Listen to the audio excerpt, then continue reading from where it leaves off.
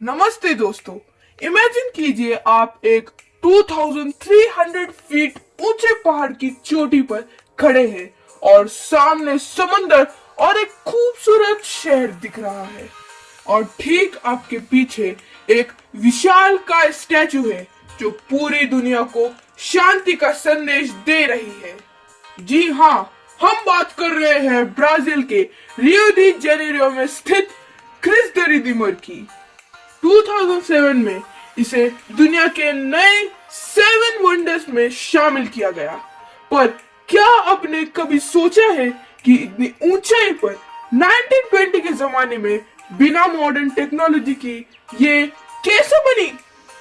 इसका आइडिया सबसे पहले 1850s में एक कैथोलिक प्रीस्ट ने दिया था, लेकिन काम शुरू हुआ 1920 में।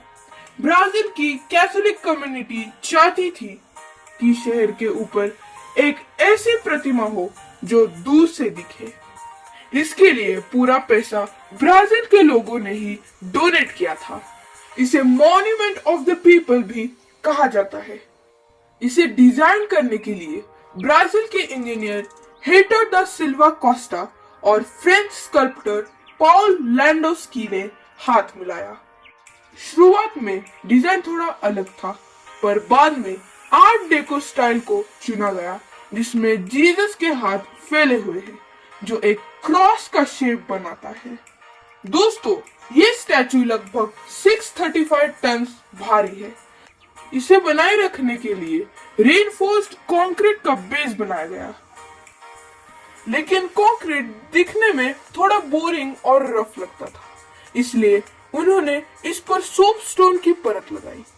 यकीन कीजिए, 6 मिलियन से ज्यादा छोटे छोटे ट्रायंगल टाइल्स को हाथ से चिपकाया गया। कई महिलाएं इन टाइल्स के पीछे अपने चाहने वालों के नाम लिखती थी, जो आज भी उस स्टैचू के अंदर छुपी हुई है। ये इंजीनियरिंग इसलिए भी खास है क्योंकि 10 साल तक हजारों मजदूरों ने बिना किसी बड़े एक्सीडेंट के इतना खतरनाक पहाड़ पर काम किया। अब एक हैरत अंगेज बात, क्योंकि ये स्टैचू कोर्कोवाडो पहाड़ की सबसे ऊंची नोक पर है, ये लाइटनिंग के लिए एक मैग्नेट की तरह काम करती है। हर साल इस पर कम से कम 3 से 6 बार बिजली गिरती है। 2014 के वर्ल्ड कप से थोड़ा पहले एक बहुत जोर की बिजली गिरी जिसने स्टैचू के थंब को तोड़ दिया था। इसके बाद ब्राजील की गवर्नमेंट ने इसके सर और हाथों में स्पेशल लाइटनिंग रॉड्स लगाए हैं ताकि बिजली सीधा जमीन में चली जाए और स्टैचू को नुकसान ना हो।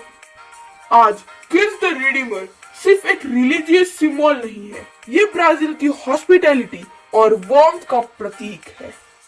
चाहे दिन हो या रात, ये स्टैचू रियो के हर कोने से चमकते हुए नजर आती है।